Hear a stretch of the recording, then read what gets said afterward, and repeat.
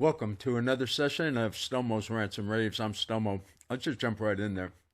So the president went on prime time last night, and I'll be honest, I'm a senior citizen. I decided to pass up on watching this speech because it's just going to be more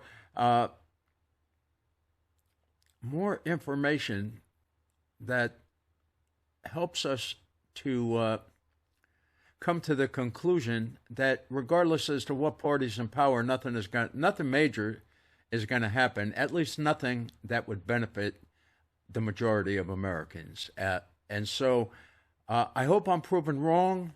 I hope at some point the Save America Act could pass, but I'm not convinced the Senate majority leader is gung ho. I know he says he's for it, but he hasn't taken the steps that he has available to him to rein in the errant rhinos out there who obviously do not want to save America.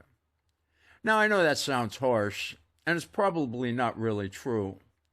But I think what they're afraid of is perhaps exposing their own complicity in the voluminous illegal activities that are going on out there.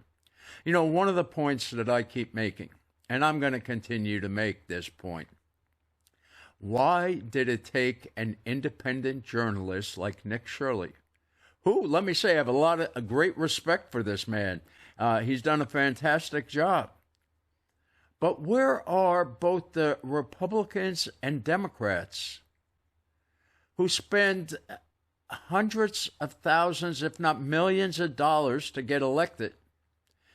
And they allegedly have oversight over all of these areas where we have all of this fraudulent activity. And all of these legislatures who were allegedly watching what was going on in these departments missed all this fraud, or that's what they want us to believe. And I suppose if you want to buy that story, you can. See, I don't buy it. I think the only problem is this got exposed. And then, of course, once it got exposed, everybody's going to try to jump in on the bandwagon. And many of them, they're going to speak one way and act another way, because unfortunately that's what far too many politicians do. That was the brilliance of Donald Trump. He was not a politician. And to this day, he still speaks from the hip. I mean, most of the time he has no teleprompters. And yes, once in a while he'll use incorrect verbiage. And but I think overall people understand this. However, I don't know what I can say about the Republican Party. I mean, and this is something that's always been a problem with them. They make all these promises of what they're going to do when they get elected, and once they get elected, they do virtually nothing. You compare what's happened under this Republican Congress and compare it to what happened in the last Democrat Congress, and you'll see, I think, a big night and day difference. Now, look, I get it. The things that the Democrats are passing don't benefit, generally speaking, don't benefit the majority of Americans. And as we're finding out, that party cares more about the people who are here illegally than the ones that are here and are American citizens and are working hard.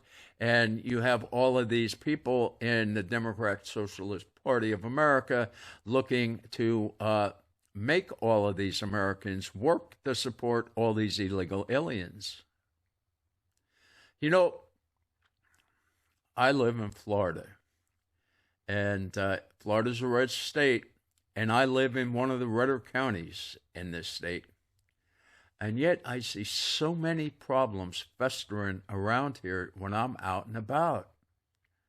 Look, I know they're talking about, once again, they're ramping up the arrests and the people being deported. You can't prove it by me. And unfortunately, what's happening more and more is these illegal aliens are having children, many of whom are now American citizens. And, you know, all too frequently now when I go in a lot of these stores, especially the smaller ones like CVS, Walgreens, you can go in some of these stores and nobody speaks English. They all speak Spanish. Here in America, in a red state, in a red county. And you got to say, go figure. But let's just hope things improve. And let's just hope that at some point the Save America Act could get passed. Because, you know, I remember right after the election, nobody would have ever convinced me that Georgia elected 2 Republican senators at one time. I wasn't going to buy that, not in the least. And I think as more and more evidence comes out, it's going to be fraud. But unfortunately, all of this has taken far too long, and nobody, who has been charged yet? Yeah, I know that they've charged a couple of peons, okay? The low-level people who, many of whom are destitute and you know, they're more susceptible to criminal activity. But all of the higher-uppers, and we keep hearing about all of the evidence in this investigation and that investigation. You know, and I mentioned this before, I'm going to mention it again. I remember when Donald Trump said, after the riots out in California, fairly early into his 3rd term here, you know, he came out and said they need to find out who's financing these things and charge them. Because keep in mind, back in Los Angeles, we were able to see the piles of bricks that were delivered on the street corners, put there for the mostly peaceful protesters, just in case they wanted to go a little bit off the peaceful reservation. And perhaps throw just 1 or 2 or 3 or 4 bricks. There's more than enough there to satisfy their desire to inflict damage, generally speaking, on one government entity and or another. And yet, were there any arrests? Nope, not at all. And then we had the problems in Minneapolis. And we actually had the audacity of Kash Patel, the person who lied to us about those, the Epstein files. Right from the start, he was lying to us when he said, nope, there's no evidence of anybody going up there. And but we all saw the video. We can all see where somebody was hiding. And unfortunately, part of their jailhouse uniform was showed up on the camera. And of course, they've never come out and explained this. And they did, subsequently to both Kash and Bongino lying about this. And of course, both of them got upset that they were called liars. Well, the evidence is clear. I don't see them ever having come out and clarified their point here. And see, therein lies the problem. But anyway, I digress, and let me get back to the point here. So Kash Patel actually was bragging that he knew who financed. They had investigated, and they found out who financed the riots in Minneapolis. But guess what? Nobody's been charged. And that, unfortunately, is the Republican way. They say, yeah, there is a problem here, and we're going to investigate. And then upon their investigation, they say, yeah, this person did this, that, or the other thing, and nothing else happens. Nobody gets charged. How many criminal referrals have been made by either the House of Representatives and or the Senate to the DOJ? Now, I know some are going to say that these are partisan referrals, and to some degree they're correct. But see, what negates that is the fact that they attach the evidence. They have the transcripts, or they have the physical documents. And they put together a nice, neat package when they do the referral to the DOJ, and yet nothing happens. Nothing. And, you know, how this will ultimately play out, I don't know. But the fact that nobody is getting charged, and we know that so many crimes were committed, it's not like Trump has here 100 years. And unfortunately, I think he's down to his last pick to lead the DOJ. And I'm not sure it's the smart move. I would have went with it just an acting. And the reason for that is simple.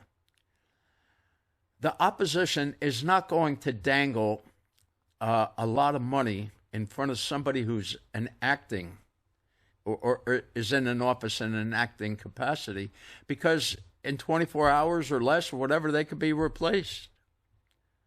However, once the person gets nominated and approved, that's when the big numbers, I think. And I think that's what happened to Pam Bondi.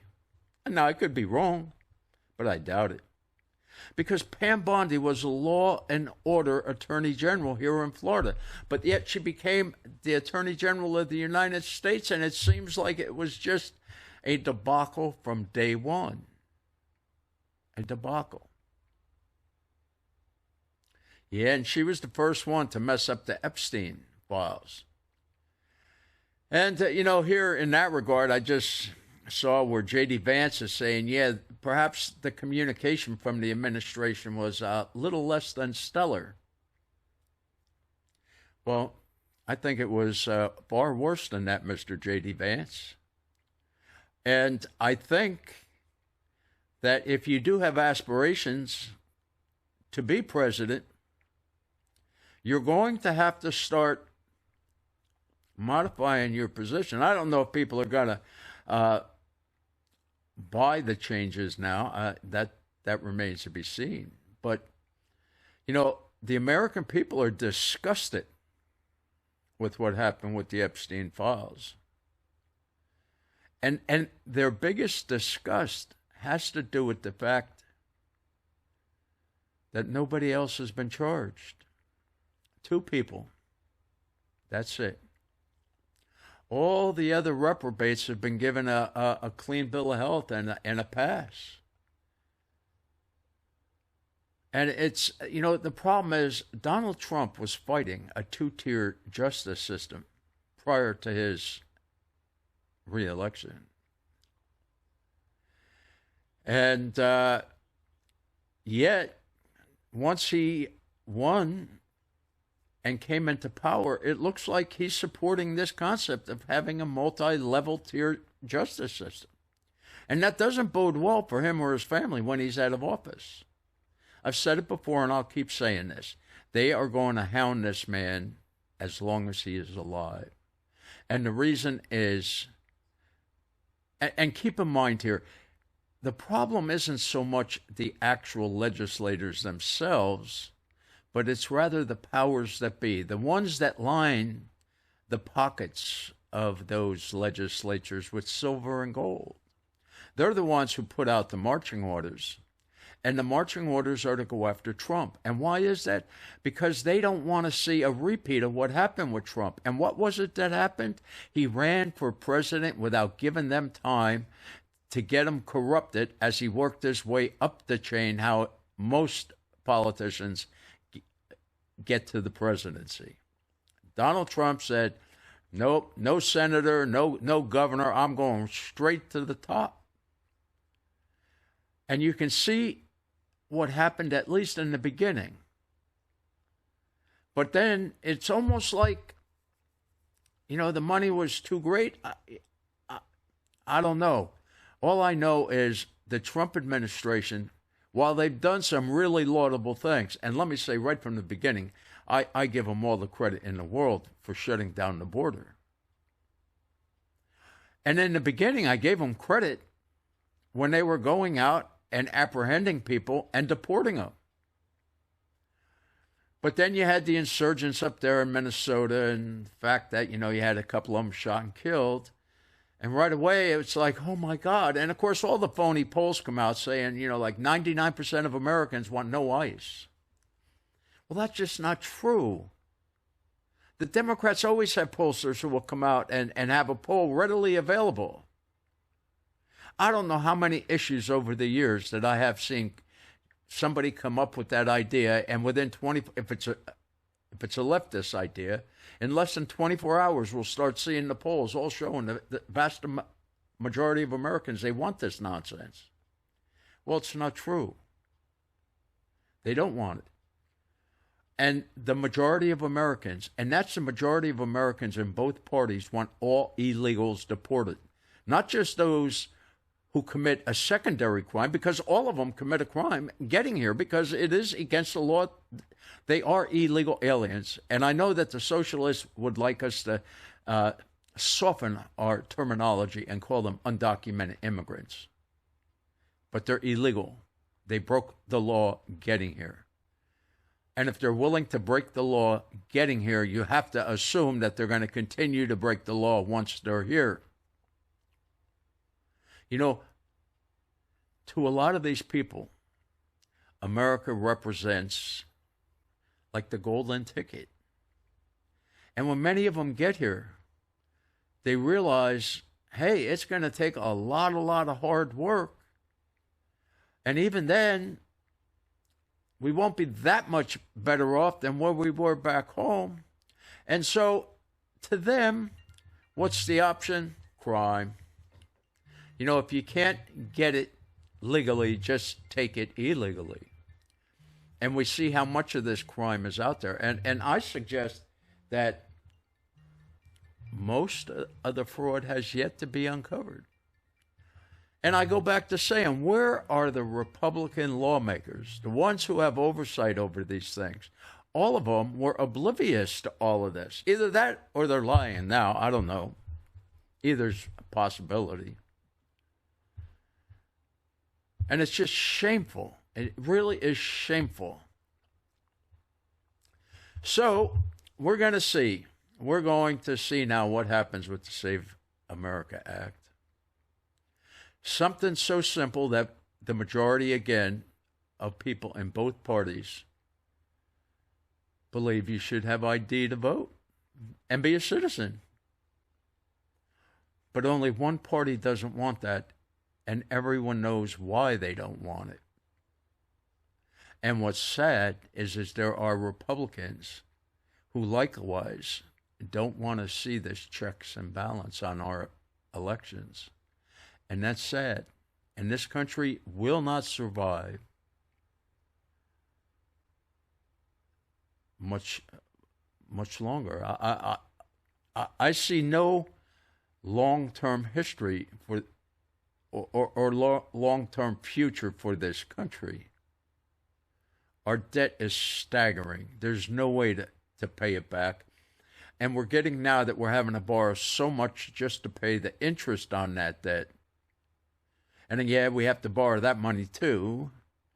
And so we're in a doom loop. And that's going to bring us down. And again, politicians of both parties have been saying for several decades now that the spending is unsustainable. But as unsustainable as it is, nobody does anything to rein it in. And at this point, I don't know what really can be happening, because the only way to get out from under this debt is really obscene high taxes, where people will only be left a couple spare dollars left over while everything else has to go to the government. And people aren't going to like that. And to some degree, it's all these people's fault, because they don't pay enough time come election time, and they don't get rid of these big spenders. They leave them in there. And in fact, I've heard Republican voters say that they like a certain candidate because they bring the bacon back home. Yeah, but it's borrowed bacon. And by the time you calculate the interest that you're going to continuously pay on this bacon. It's you might as well say it's caviar. Not the same price. It's going to actually probably caviar would be the cheaper route, but that's something we just don't know, and we'll have to wait and see how this all plays out. But right now, I'm certainly a pessimist when it comes to looking at all of the roadblocks that this country is facing, and I don't see how we get around them. But as always, I hope I'm wrong, and I hope everyone out there stays safe. I'd love to hear if anyone has any opinions or questions. Please feel free to jot them down below, and I'll make every effort to answer them. And with that, have a safe day. Bye-bye.